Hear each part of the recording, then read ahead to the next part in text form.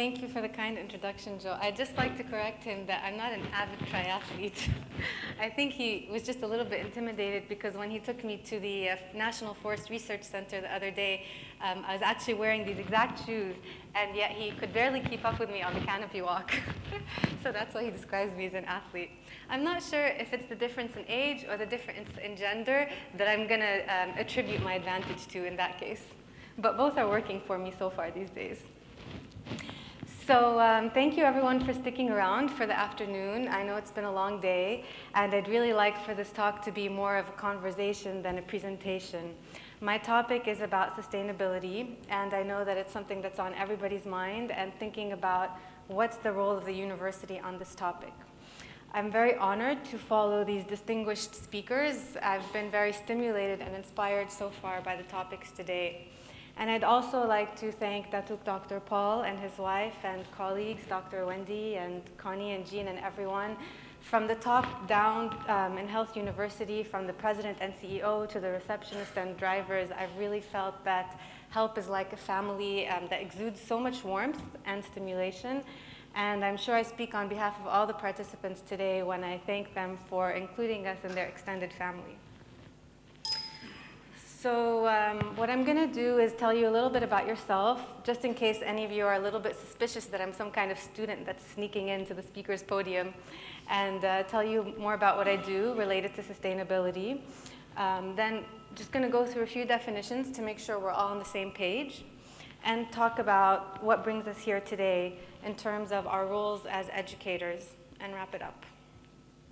So I'm an instructor at the Harvard University Extension School Program for Sustainability and Environmental Management, and a research fellow at the Harvard School of Public Health, where I work primarily on a project about urban sustainability in the Persian Gulf, funded by the Qatar Foundation. I think that's something that we could also collaborate on together here, is to do an urban sustainability comparative analysis of the cities in the region. Another thing I work on is that I chair the committee of alumni who are reviewing the curriculum in our school.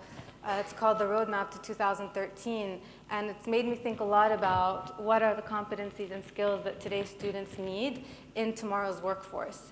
And so that's always part of my dialogue when I present such a topic.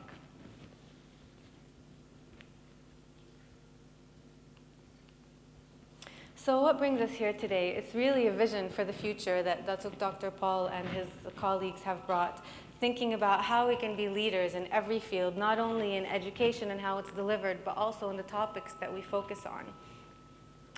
And so narrowing in on sustainability, what is it exactly? What's this buzzword that everybody's talking about? Well, you might hear different words related to this topic. Some people talk about sustainable development, some people talk about corporate sustainability, others talk about CSR. So what exactly is going on, and which one are we talking about here today? Well, I'm going to quickly walk you through each one. Starting with sustainable development, a lot of people wonder, what does this mean? What is the word sustainable, and what is the word development? So let's break it down. This is just a joke. I copy-pasted it from Google. Obviously, development means growth, evolution, progression, expansion. So we're referring to our societies as a large, the process of developing our societies. And what is sustainable? Well, sustainable development is when we're progressing economically as well as socially and environmentally. Once we do that and we're moving forward on all three aspects, that's when we're being sustainable. One manifestation of sustainable development is the Millennium Development Goals, which break down these three components into 8, including poverty alleviation, education, reducing mortality, promoting gender equality and empowering women, ensuring environmental sustainability, combating disease and death. So these are really breaking down the social, environmental, and economic components of sustainable development. And then what is corporate sustainability? Well, this is applying the concepts of sustainability to a company and to how this company and business moves forward economically as well as socially and environmentally. And finally, CSR. Well, most of the time, it's just people handing out awards, giving checks. Sometimes they might plant a tree, open a school, open a branch or a department in their company. A lot of the times, though, it's really getting the concept of sustainable development and corporate sustainability in all its senses, and making businesses leaders in social change, not only in the product and service that they sell. So corporate social responsibility is a manifestation of corporate sustainability.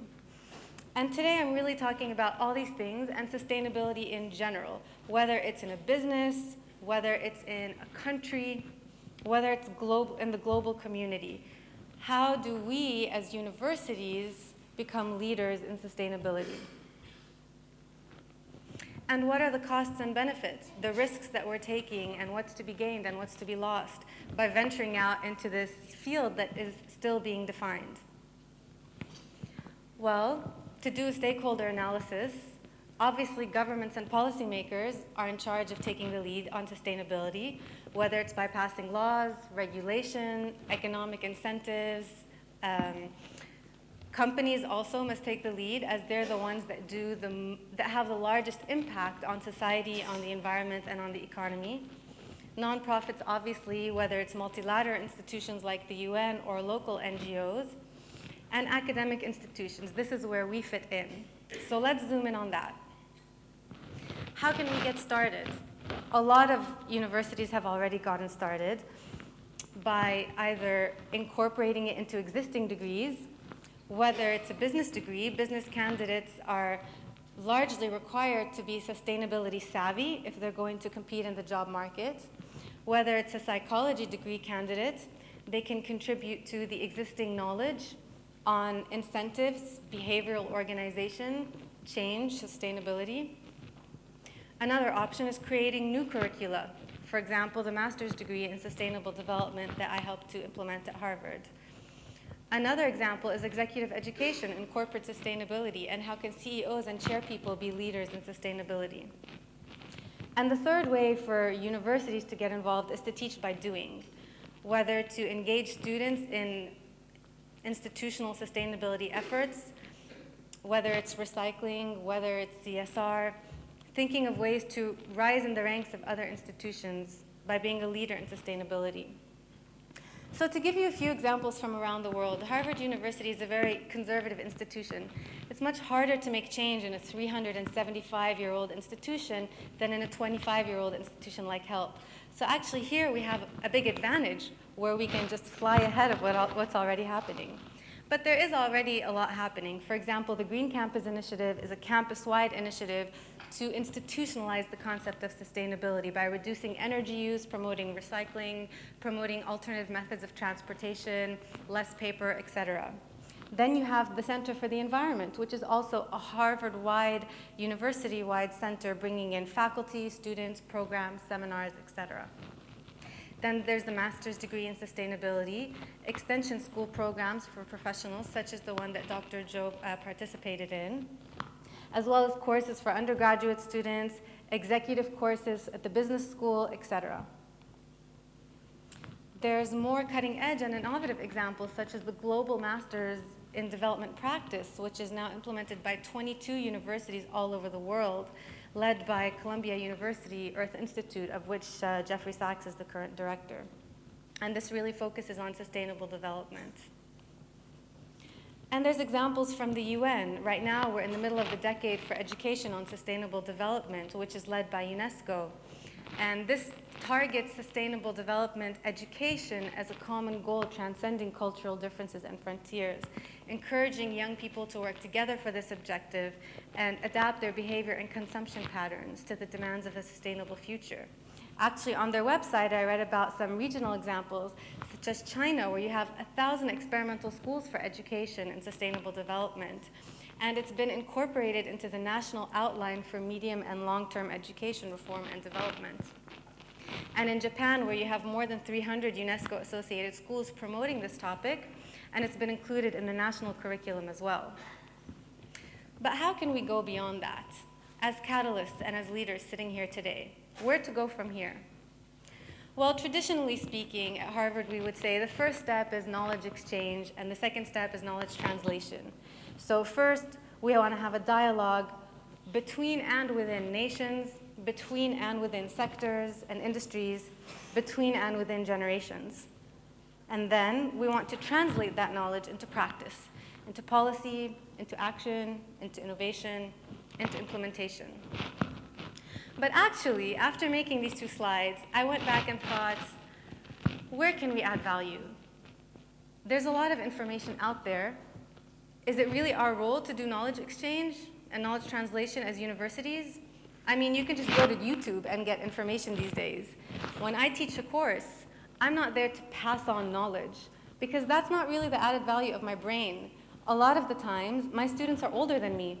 They are doctors, they are lawyers, they are Army veterans, and a lot of the time they're younger than me. And as I'm speaking, they have their iPads and their iPhones and their computers, and I can't keep up with them, and they're always coming back at me with ideas and with knowledge.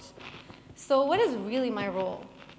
Well, the way I think of it is that a university is a place where we're generating new ideas. So we're really taking some ingredients like people and brains and apps and the internet, and we're adding food for thought and some fertilizers and catalysts. And then we're evolving and we're generating new knowledge and creating change. And I think that that's where our added value is, and that's my humble opinion about the role of the educational institution. So I think that if we want to have value tomorrow, if we want to play a leading role as the educational sector, it's no longer about providing people with knowledge, but it's about solving problems, finding new ways of doing things, and shaping the future. Thank you.